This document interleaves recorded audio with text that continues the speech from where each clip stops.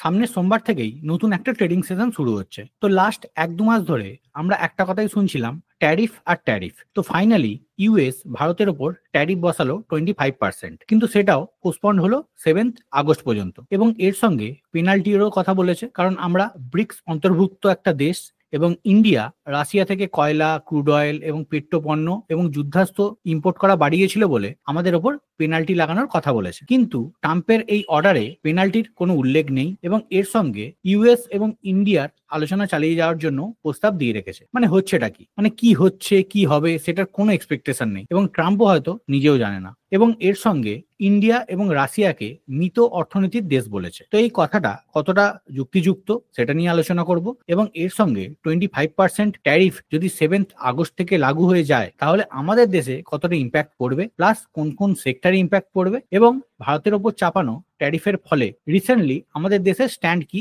সেগুলো সবকিছু নিয়ে ডিটেলে আজকে আলোচনা করব। তো বিভিন্ন অ্যানালিসিসদের মতে যদি ইউএস ইন্ডিয়ার ওপর সত্যি সত্যি 25% ট্যারিফ বসায় বা পেনাল্টি বসায় তাহলে ভারতের থেকে ইউএসএরই বেশি ক্ষতিগ্রস্ত হবে, কারণ ইউএসএতে মূল্যবৃদ্ধি মাথাচাড়া দিচ্ছে, যার ফলে সে দেশের জিডিপি বৃদ্ধির যে হার সেটা কমবে এবং ডলারের ডমিনেন্স কমবে। বর্তমানে দু দেশের মধ্যে ট্রেড পজ আছে, যার কারণে এর অর্থনৈতিক প্রভাব ইউএসএতে পড়ছে এবং ইতিমধ্যেই ইউএসএতে গুডসের দাম বাড়তে শুরু করেছে, বিশেষ করে বৈদ্যুতিন পণ্য, গাড়ি এবং ভোগ্য পণ্য যেগুলো মেনলি ইউএস আমদানি করত সেই সব জিনিসের দাম বাড়ছে এবং মনে করা হচ্ছে 2026-এও ইউএস এর ইনফ্লেশন 2%-এর ওপরেই থাকতে পারে, যার কারণে দেখে থাকবেন লাস্ট ফেডের মিটিং এ রেট পরিবর্তন হয়নি। তো অ্যাজ পার ডেটা 2024-25 ফিনান্সিয়াল ইয়ারে ভারত থেকে রপ্তানিকারক দেশগুলোর মধ্যে সব থেকে ওপরে ছিল ইউএস। তো আমাদের টোটাল এক্সপোর্টের প্রায় 20% পণ্য ইউএসএ তে যেত, যার মধ্যে বৈদ্যুতিন পণ্য, দামি রত্ন,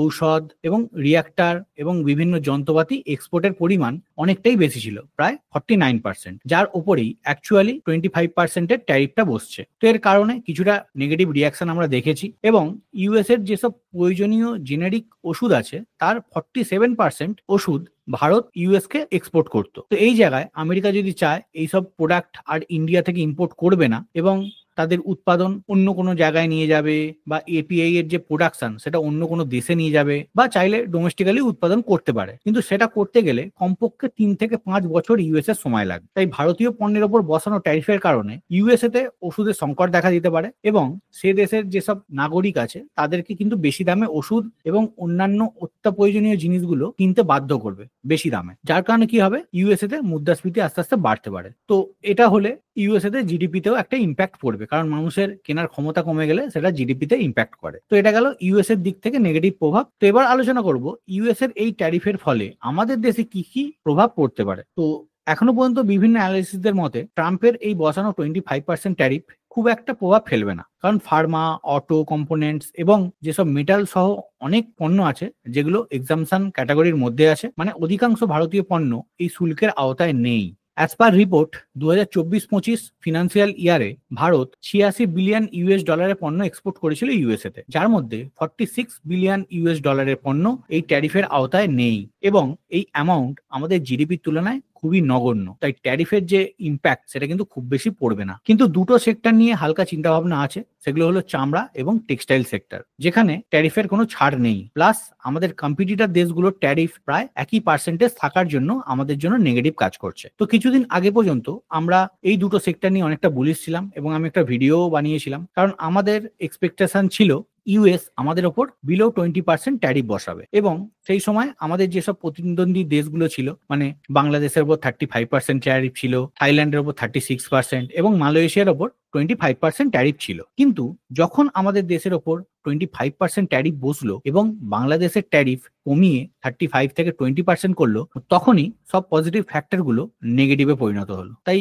দেখে থাকবেন যে গত শুক্রবার দিন দুটো সেক্টরে কিন্তু একটা হিউজ সেলিং প্রেসার ছিল, টেক্সটাইল এবং ফুটওয়্যার সেক্টরে। তো এর একটা নেগেটিভ ইম্প্যাক্ট পড়েছে। তো এই ট্যারিফের পরিপ্রেক্ষিতে আমাদের দেশের স্ট্যান্ড কি সেটা জানাও দরকার অ্যাজ এ ইন্ডিয়ান। ফার্স্ট, জাতীয় স্বার্থ রক্ষা আমাদের প্রথম প্রায়োরিটি এবং এটা রক্ষা করার জন্য যে যে স্টেপ ফলো করতে হয় সেগুলো আমরা করব, মানে আমরা রাশিয়া থেকে এনার্জি ইম্পোর্ট বন্ধ করছি না। সেকেন্ড, দেশীয় পণ্য ব্যবহার করা এবং তার প্রচার করা, যাতে আমাদের নিজস্ব অর্থনৈতিক উন্নতি বজায় থাকে। থার্ড, যেসব জিনিসগুলো ইউএসএ তে এক্সপোর্ট হচ্ছিল এবং ইউএসএ ট্যারিফের কারণে সেগুলো হয়তো এক্সপোর্ট বন্ধ হতে পারে বা কমাতে পারে, তো সেই প্রোডাক্টটা যাতে আমরাই ইউজ করে নিজেদের মধ্যে অবজার্ভ করে নিতে পারি, সেই চিন্তা ভাবনা আমাদের রাখতে হবে। ঠিক আছে, যার জন্য আমাদের যে দেশীয় পণ্য আছে সেগুলোকে আগে প্রাধান্য দিতে হবে, মেড ইন ইন্ডিয়াকে আমাদের আগে প্রাধান্য দিতে হবে। এটা যদি করি তাহলে এর ইম্প্যাক্ট জিরো হয়ে যাবে। থার্ড, আমরা যে এক্সপোর্ট করি সেখানে মেনলি ইউএস টপে ছিল, যেটা 20%। তো সেখানে যদি ওটা বন্ধ হয় তাহলে আমাদের অন্যান্য যেসব বাজার আছে সেগুলো খুঁজতে হবে, লাইক ইউরোপীয় ইউনিয়ন, ওমান, এইসব দেশগুলো যারা আমাদের থেকে এইসব গুডস বা পণ্য তারা নিয়ে নেবে। তো এই জিনিসগুলোর উপর ফোকাস করলে আমার মনে হয় যে এই ট্যারিফের বিশাল বড় প্রভাব আমাদের ইকোনমিতে পড়বে না। তো এবার আসি, ট্রাম্প যে ভারতকে মৃত অর্থনীতির দেশ বলেছে সেটা কতটা যুক্তিযুক্ত, এবং কিছু পরিসংখ্যান দেখাবো যেটার উত্তর আমার মনে হয় আপনারা নিজেরাই পেয়ে যাবেন। ফার্স্ট, আমাদের জিডিপি মানে ইন্ডিয়ার যে জিডিপি গ্রোথ সেটা হচ্ছে সব থেকে ফাস্টেস্ট গ্রোয়িং, যেখানে ইন্ডিয়ার অ্যানুয়াল জিডিপি গ্রোথ 7% কাছাকাছি আছে, আর সেই হিসাবেই ইউএস এর 1.9%, চায়নার 5% এবং রাশিয়ার 1% হিসাবে। সেকেন্ড কি, আমাদের যে পার ক্যাপিটা প্রোডাকশন সেটাও অন্যান্য দেশের থেকে অনেকটা হাই। ইন্ডিয়া 5.3, সেখানেই ইউএস 1.2, চায়না 4.2 এবং রাশিয়া 1.8। থার্ড হলো মার্কেট ক্যাপিটালাইজেশন বৃদ্ধির দিক থেকেও আমরা অনেকটা এগিয়ে। অ্যাজ পার 2024-এর রিপোর্ট, ইন্ডিয়া 18% গ্রো করেছে, সেখানে ইউএস 22.8%, চায়না 5.1% এবং রাশিয়া অলমোস্ট 5%-এর কাছাকাছি বৃদ্ধি হয়েছে। ফোর্থ কি,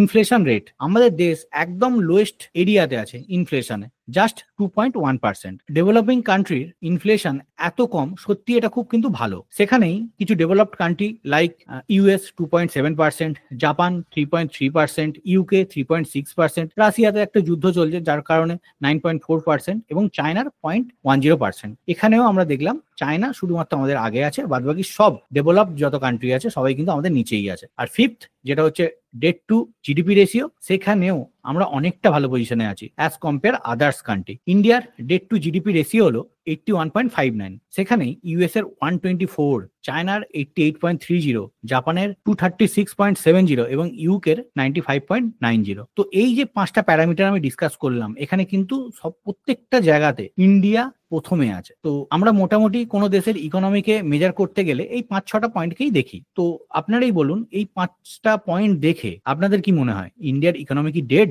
সেটা কমেন্টে আপনারা জানাবেন। তাই আমাদের এই ট্যারিফ ইনক্রিজ এবং ডেড ইকোনমি বলাতে আমাদের কিছু এসে যাবে না, জাস্ট কিছু সেক্টরে ইম্প্যাক্ট পড়বে, ওভারঅল মার্কেটে খুব বেশি ইম্প্যাক্ট হবে না। তো এবার যদি আমি মার্কেটের কথা বলি, আমরা একটু উইকনেস দেখেছি এবং লাস্ট উইকের ভিডিওতেই ডিসকাস করেছিলাম যে 24,800 নিচে একটা ক্লোজিং মানে 24,500। তো লাস্ট উইকে মার্কেট মোটামুটি 24,535 একটা লো বানিয়েছিল। তো সামনের সপ্তাহেও আমি মার্কেটকে উইকনেসের মধ্যেই দেখছি, এবং মার্কেটে যদি একটা সেলিং প্রেসার আসে তো টিল 24,200 লেভেল পর্যন্ত আমরা দেখতে পারি, এবং এর নিচে 23,900 থেকে 24,000 এই লেভেল থেকে একটা বাউন্স এক্সপেক্ট করতে পারি, কারণ আমাদের মার্কেট অনেকটা ডিপেন্ড করছে গ্লোবাল মার্কেটের উপরেও। কারণ লাস্ট শুক্রবারের যদি কথা বলি, গ্লোবাল মার্কেটের প্রতিটা ইন্ডেক্সের কিন্তু অবস্থা খারাপ। লাস্ট শুক্রবার দিন ডাও ইন্ডেক্স প্রায় 1.23% নেগেটিভ এবং ন্যাসডাক ইন্ডেক্স প্রায় 2.24% নেগেটিভে বন্ধ হয়েছে, এবং এর সাথে ইউরোপের দেশগুলোর প্রতিটা ইন্ডেক্সই প্রায় 1.5 থেকে 3% মতো নেগেটিভে বন্ধ হয়েছে। তো এর ইম্প্যাক্ট সোমবার আমাদের মার্কেটে আসবে, এবং আমাদের মার্কেটে একটা গ্যাপ ডাউন ওপেন